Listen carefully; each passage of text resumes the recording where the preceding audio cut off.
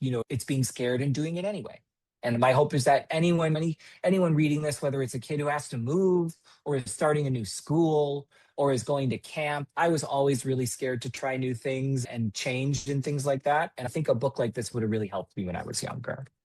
You're listening to the Soul Touched by Dogs podcast, the show for dog lovers who see dogs not as toys or tools, but wise souls worth our respect and care. I'm Anke Herman, and I'm your host. Hello and welcome, Jonathan. I'm super excited to have you here. Thank you so much. I'm so excited to be here. Then let's dive right in. Let people know Great. where in this world you're based and what's your business with dogs. Cool. So my name is Jonathan Graziano. I am based in Rochester, New York, which is a small city in the western part of New York State. I lived in New York City for a long time, and I'd always tell people I was from upstate New York, and they'd go Westchester or Pelham, and I was like, no, I think Canada. And then I had a pug named Noodle, who during lockdown got very popular for his little Bones or No Bones series, and many years have gone by, and I have since fostered, and I've adopted a new pug. And all of this while, I've been able to publish a few children's books about Noodle and about his adventures as a pug and the cool things that people really fell in love with him online about. And then I actually have an upcoming book about my new pug Milton coming out called Milton Makes a Move, and I'm so grateful for the opportunity. Wow, it's exciting. It's like, so now Yeah. let me ask you just right off the bat, like what pops to mind, what about the pug? Did you choose it or I did the know. pug choose you or how did that come about? So the pug chose me. So I didn't know. I grew up with a Yorkshire Terrier. Which is very far from a pug.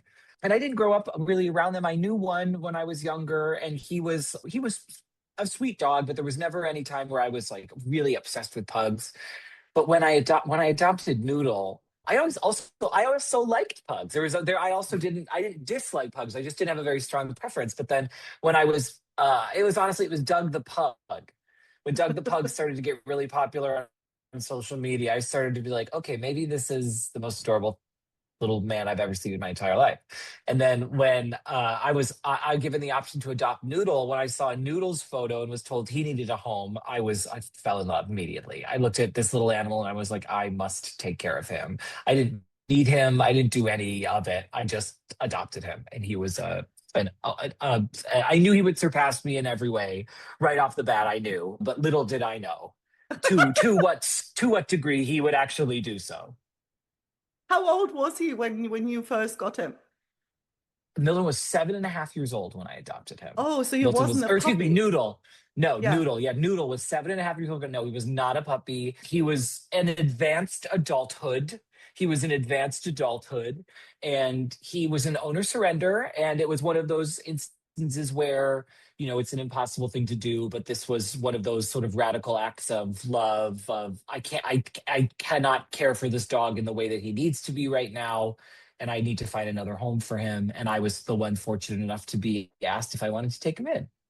And he was old. And he Aw. lived a really long time. He lived a really long time.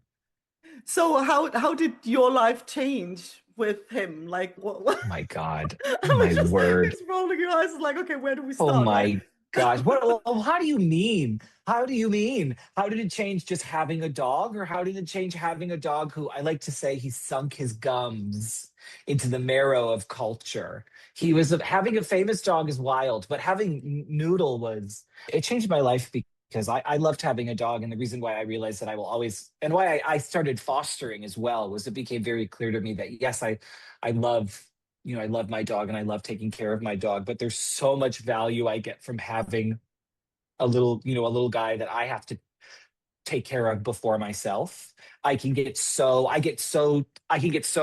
sunken into like my own head and prioritizing me, and I'll just like I'll be that person that's like, I'm inside for days on end because I'm like, well, there's nothing going on. I'm fine. And the dogs are so good at helping me to be like, no, you gotta get up, you gotta go out. And so Noodle was incredible in just, he made me laugh every day. And he was this little guy that I got to take care of. And he had this huge personality. And then everyone, I'd bring him to work with me. I got to bring him to work with me, which was so amazing. And was one of the reasons why I adopted him was I had a job where I could bring my dog with me. And he would just go and I'd lose track of him and he'd just sit on people's laps at the office. And it was amazing. It was amazing. I was like, this dog is having an incredible life. And then he got really famous. And then the Bones or No Bones happened, his TikTok viral fame. And it was just more than anything, it was really cool to have this dog who I knew. Everyone's dog is the best dog in the world and is the most special dog there's ever been. But Noodle was the best dog in the world and the most special dog there's ever been. So Absolutely. having the opportunity, you know what I mean? Having the opportunity to share him with people, and it was just more than anything, it was just so exciting to have other people see how silly this little dog was. I remember because he'd always done the Bones or No Bones. He was always that dog where he was like, if he was not ready to get up, even if he was like wide awake, he was just not, his body, he was just not going to do it. And it was so fun when that took off, because I remember thinking to myself, I bet old pug people will love this video, specifically because I bet their dogs do this as well. I bet their dogs absolutely do this. And like, it's just a very relatable ha-ha thing. And it turned out to be an everyone thing. And it was such a hard time in the world. And to have people, to have nurses and teachers and all of these workers that had to show up, sending me photos of them with their little pictures of Noodle at their desk at their nurses station. And every day they'd all get together to figure out what kind of day it was. And it was a little game that kept people going. And that was to know that just came from my silly little dog was amazing. It was amazing. Incredible. That's Yeah. incredible. So what gave you the idea to even take him on social media? I mean, and also, to grow this in this way, because, Sure. like a lot of I know dog trainers, like, they post photos and, and I sometimes post a photo on my dog, but, obviously I think mine are special, but there's like, it doesn't take off like that. So how did that come about? I'll be honest with you. It's always so wild because I work. So my job, and I've had a job this whole time. Social media has always been just a really amazing thing that I've in the most fortunate way that I've just been able to do it for fun. And I work in communications. I work in social media marketing, and I've done that for my whole career. And it's incredible because like there's so much strategy and there's so much thinking. And a lot of people think that social media is like write a caption and post a photo. But anyone who's ever worked in social media knows that it is such a hard thing to do, specifically to do it well. But viral content, like creating viral content you never know. You never know. Like no one who has ever made a viral video knew that it was going to happen outside of someone who like filmed an incredible like meteorological event and was like, this is the first time this has ever happened on Earth. I'm good. This is going to go big. But I had Noodle, and I worked at this company called BarkBox at the time, which you might be very familiar with. And so I got to bring him to work with me every day. And I adamantly was like, I worked with all of these people who had dog accounts, and they took it so seriously, and it was their business, and they were really, working and strategizing. And this was back in, 2016, 2017, where social media was in a very different place. And I remember adamantly saying, Noodle's not going to have an Instagram. He's not going to have an Instagram. But then I had him for a few days, and it just hit me that I was like, oh, this dog is very different from other dogs. These are very different from other dogs. And if you ever go to our Instagram and you really scroll back all the way, you'll know what I'm talking about. Like, you'll just know what I mean. Like the way that this dog just showed up, and we'd be in team meetings and he would just demand to sit on someone's lap, and he'd put his paws up on the table, and we'd all just kind of sit there and be like, are you seeing this? So I had to start posting about him.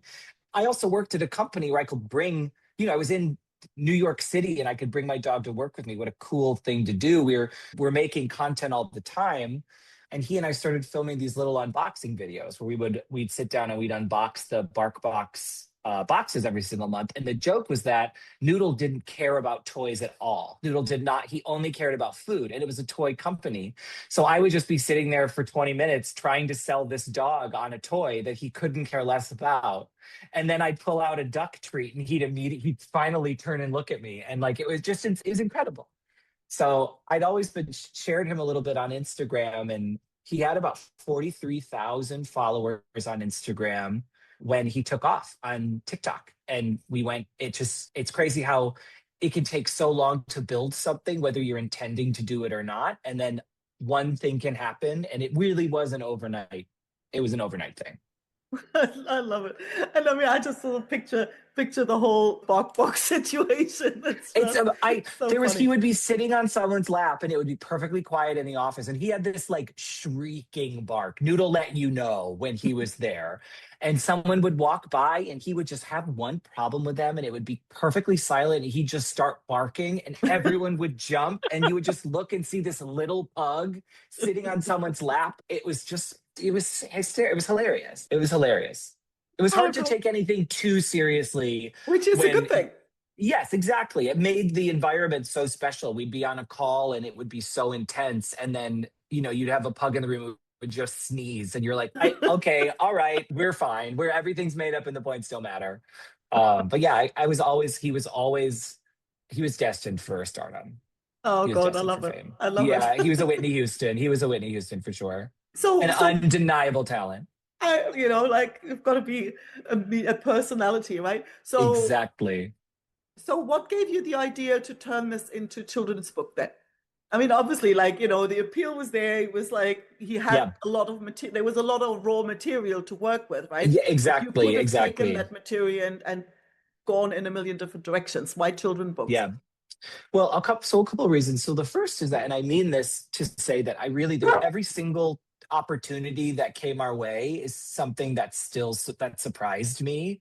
Like there's never a point where I still fully believe that like this is the trajectory of how my life has gone, especially with my pets. So I knew we had this bones or no bones thing, and I knew it was really special, and I knew it was special outside of social media because there's things that go viral online, and then there's things that go viral online, and then they sort of trickle in to the real world. And people would recognize Noodle on the street, like especially if I was walking him or something. And that's, it's one thing to recognize the dog, but then I started to hear from people about how they were using bones or no bones as language. They were saying like, well, I'm having a no bones day, or it's a bones day. Like they were using it in actual language off of the internet, not just in captions. And it hit me that I was like, okay, this is like an upper echelon of viral content. This has gone to a new kind of place.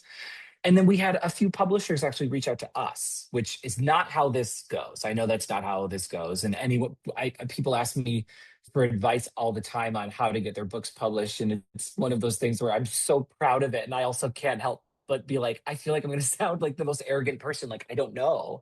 This was so big at such a difficult time. That it really was, for as awful as things were in the world, it was sort of a perfect storm for something like this, where it was also the fact that people were using it in the real world and that it was positive. Like how often do things go viral online or that are actively a for good, like this is making me feel better to see this kind of thing. And when I knew that it was language that was being used by kids, or that I knew it was like kids were really excited about it, or I started to hear from some teachers that they had kids who, maybe they had more complicated feelings than they knew how to explain, but they'd be able to tell people I'm having a no bones day, and everyone would they'd have a better understanding of what they meant. So, and then on top of that, the publishers that I was with, Simon & Schuster, who have been incredible partners with this, were so on board with me to make a book that we could be proud of outside of social media. My mom's a teacher, and I was so keen to make a book that was going to be something that people who had no idea who either of us were could pick it up and really fall in love with it. I didn't want to make something that we knew that could sell. I wanted to make something that I knew would have value and relevancy, because it's clear that it did, right? We got the reaction online, so why couldn't we bottle that up and put it in a book? And it worked, and we just got the most wonderful. And now what's really fun is we have, for the longest time, we had people who knew who Noodle was, and they got to remember him in this book. And now I have kids, and we have people who know these books, and then they read the book, and then they find out that Noodle was a real dog. Oh. And they can go and actually watch the video. I can't tell you how cool it is when people come up to me and they say, we love these stories. We didn't know my little girl did not know that Noodle was a real pug. So we then went and we watched all of these videos, and now and they have such a different relationship with him because they never like knew him and then lost him when he passed. They just kind of got to discover him, and it's just been it's amazing. Like that kind of thing That's is full I can't circle. even. It really It's just is. beautiful. It really, really. And again, it goes back to Noodle surpassing me in every way. He has cemented his legacy for all time, and I will be forgotten. And that's how it should be. That's right. That's right. I mean, and so what was it like to lose him then? Because, if he was larger than life, it's almost like to fall into that pit. I mean, it's like, it's coming, and it's, exactly. I don't even want to imagine what it's like. No, it was horrible in the way that anyone who's ever lost a pet knows this experience, where it doesn't matter if he's a famous or if he's your neighborhood dog. He is your dog, and they are all of the same caliber in that way. So the grief and the loss of it is something that anyone who's ever dealt with pet loss, they just know exactly what I'm talking about. But it was wild having this sense of responsibility. I was very adamant, and this is something that this is again why I'm very keen that I kept my job, and why I was so thoughtful about having a dog on the internet, was that I was very happy for Noodle to start paying some of these bills. But the deal was never that he was going to keep the roof over my head. So I was very keen to be like, this is a dog, and he got very popular at 13. Like, this is a dog, and he's an old dog before anything else. And it is my responsibility to him before any of these people online that he has to be comfortable and taken care of. And thankfully, the content that we got popular for was just him lying in his bed. So it wasn't too much of a hardship to just film stuff of him screaming at me. He'd get a cheese ball with a gabapentin in it every morning, and he would yell at me for it. It was truly just, I got to do slice of life content. So there really wasn't too much of a lift on his end.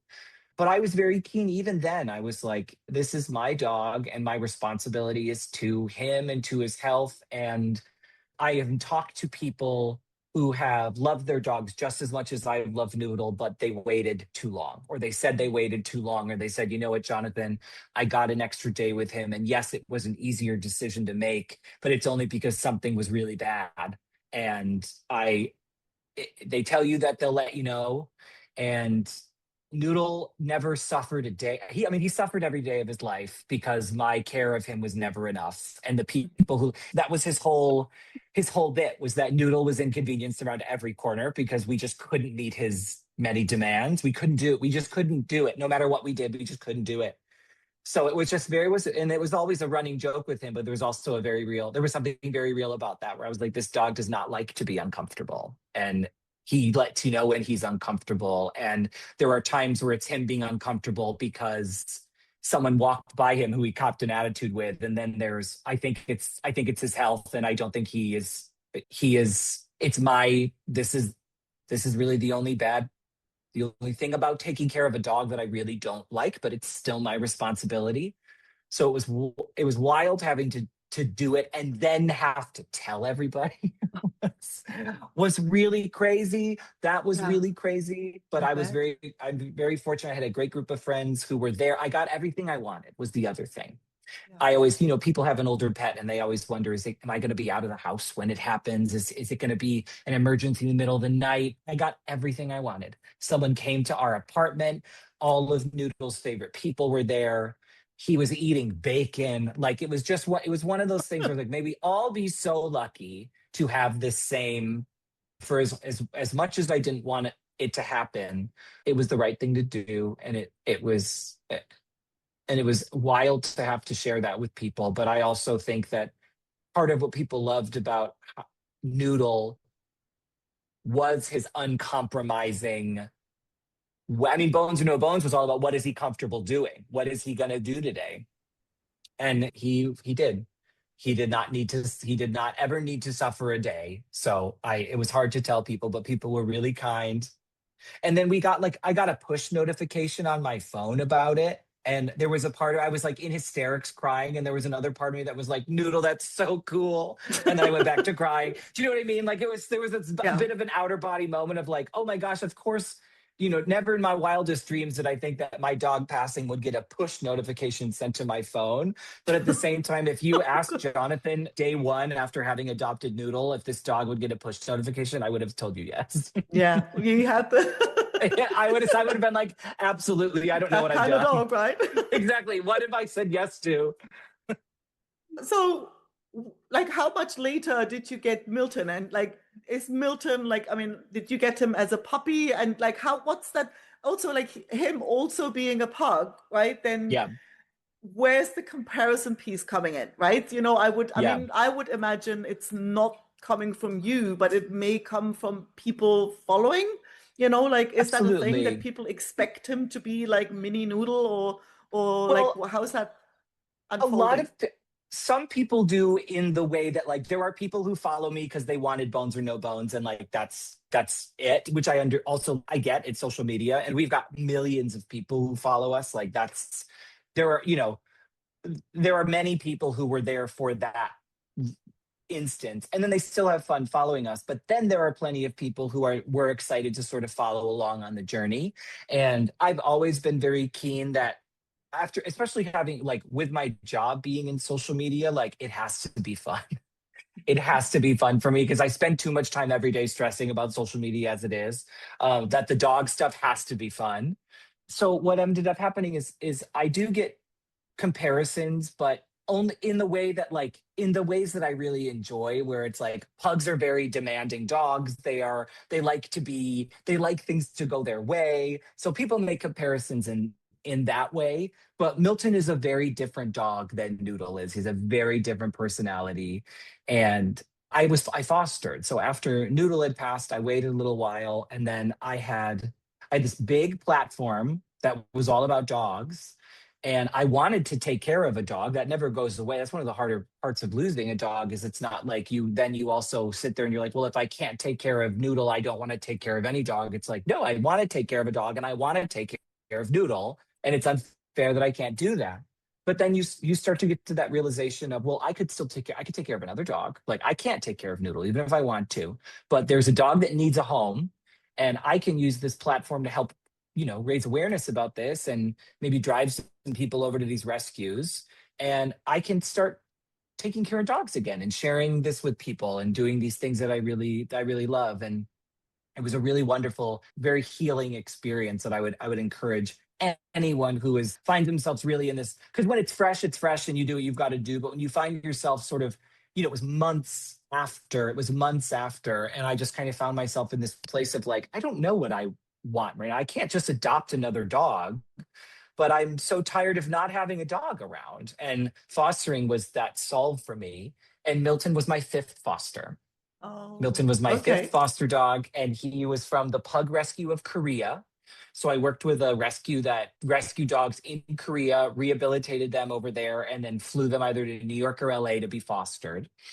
And Milton was, again, I had four pugs previously. They were all pugs. You fall in love. Pug people will tell you have a pug. There's no going back once you have a pug. Because also, not for nothing, you stock the cabinets. Like I had the wipes, I had the eye drops, I had everything. You know what I mean? I had everything. So it's not going to go to waste. And Milton was my fifth foster, and he was so different from Noodle, but he just fit my lifestyle exactly the way that Noodle did, in a way that was very familiar to me. So I didn't compare him to Noodle, and I only compare him to Noodle when he's being incredibly sweet, and I'm suspicious of that, where I'm like, okay, I know pugs and that's not how this goes. But he would, like, our second book, for example, our second book is called Noodle Conquers Comfy Mountain, because Noodle's favorite place to sleep was the back of the couch. And when he started to get older, he couldn't get up there by himself. So he would bark and scream at me to put him up there. And we were like, well, what if we package this into just him asking for help? What if we write a book about how Noodle learns to very politely ask for help for things and how that helps him to achieve more? And like Milton, that was his favorite spot to sleep. Like right away, he jumped right. He started to acclimate to my place, and he was like, well, what if I did that? And it was little things like that where you were just like, you look for little signs, and you look for little, especially with fostering, where you have that luxury of being able to say, like, you know, you don't have a huge window to do it, but you have some time to say, no, this is a good fit for me. And this is not me having adopted a dog, formalizing it, and then returning, you know, going through this weird transaction with an animal. But this is me sitting here going, no, this is a good dog for me. And this is a good fit for me. And I know that. And he did. He was just a perfect fit. And he's. I was just. If you're wondering where he is, he's in the Noodle bed, and I've got my little Noodle pillows someone sent me, but that's where our guy is. Oh, that is funny. Yeah, he's doing just just fine. Letting the paws hang out. Yeah, exactly. It's no bones. It's a no bones day for Milton today. It's a no bones day for Milton today. So a joy, an absolute joy. It's just so sweet. Like, it's just like, couldn't be asked, you know, because like sometimes I speak to people and of clients, you know, where the dog always, they hear the Zoom room and they kind of want to be there. Like this one. No, he'll follow me. Like, I'll get up and he'll wake up and he will begrudgingly be like, all right, fine. And he'll come to me and he will sleep in whatever room I'm in. Yeah. But he will sleep in that room. And he will be asleep in that room. My cat is crazy. I have a crazy cat, but my Milton, done. That's down so cute. for the count at all times. That's so cute. So tell me about the new book. Oh, this? Oh, you mean this? Look. That is so cute. Look at like, this that is dog. literally the same image. That is hilarious. Yeah, we're both smiling. That is funny. So whenever I get the deep privilege to write one of these books, I always try and think about, like, what is a theme that I can attribute this funny dog, you know, Noodle liking to sleep on the back of the couch and telling a story about that. Okay, well, what's a lesson that a kid can learn from this? What's the thing? Okay, maybe it's how asking for help is something that can help you to achieve more. Like, if you know, it's one thing, the lesson was it's one thing to try things on your own, and that's great. But when you need help, go ahead and ask for it, and people will be more than happy to help you. And then the first book was about how it's okay to take a day to take care of yourself. You can have, you know, it's all about Noodle loving to go on his walks and play. And then one day he was like, no, I just kind of want to stay in my bed. And the Jonathan character being very concerned about that, and Noodle just communicating, no, it's a good day. I just want to take it. I want to do something different. And, you know, hopefully having kids realize that that's okay if they want to do that.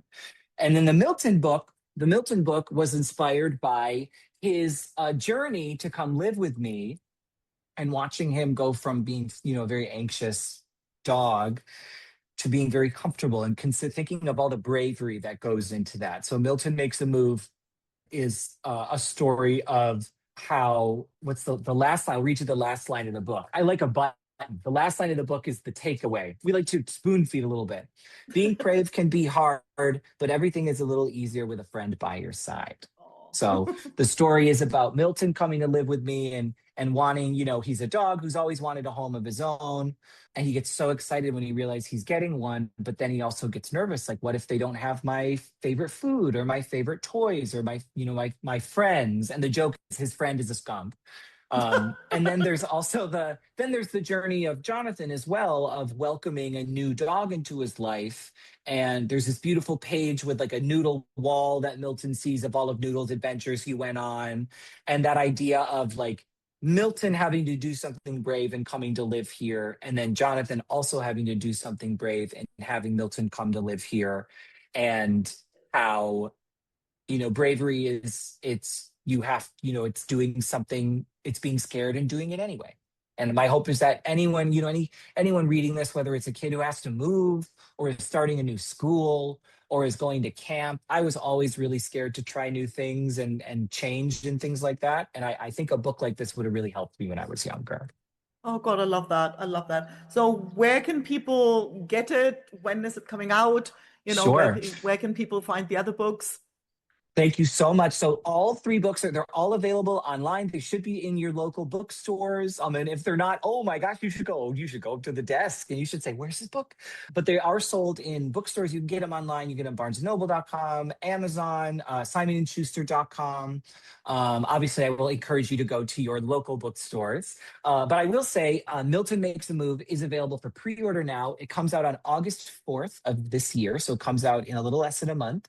But you can pre-order anywhere where you can buy books. If you need just a beeline to it, just go to Simon and Schuster and look up Milton Makes a Move, and they provide any link you want, so you can get at whatever provider you want. And it comes out on August 4th, and I couldn't be more proud of it. I love it. I love it. It makes me all excited for it to come out. It's so cute. Thank you. I have to show you. The illustrator Dan Tavis did such an amazing job. Look at it. Oh, look at that. That's gorgeous. Isn't it amazing? It's just so good. It's so good. So wonderful. Well, thank you so much. And yeah, we're definitely gonna, promote the links because I think kids and older kids definitely need the message and need the uplifting and the fun in it all. And I love how you not lose the fun in all of it because you laugh or you cry. I know you laugh or you cry. I really do believe that, and you're gonna cry no matter what. So just find those times where you could really laugh at it, and especially with older dogs and celebrating their journeys. Like it is what I think makes old dogs so special. Is like those little moments are big moments, and that's something. Yeah, that's something. Wonderful. Well, thank you so much. I think this is the perfect way to land. Thank you. Wonderful. Thank you so much. It was such a joy to talk to you today. Thanks so much for listening. If you enjoyed the episode, don't forget to subscribe and leave a review so other dog lovers can find the show. Head over to soultouchedbydogs.com and sign up for the weekly treat. Tips, recommendations, and personal stories to warm your dog-loving heart. And if you know a awesome human you think I should interview, I'd love an introduction. Email me at Anke, that's ANKE, @soultouchedbydogs.com.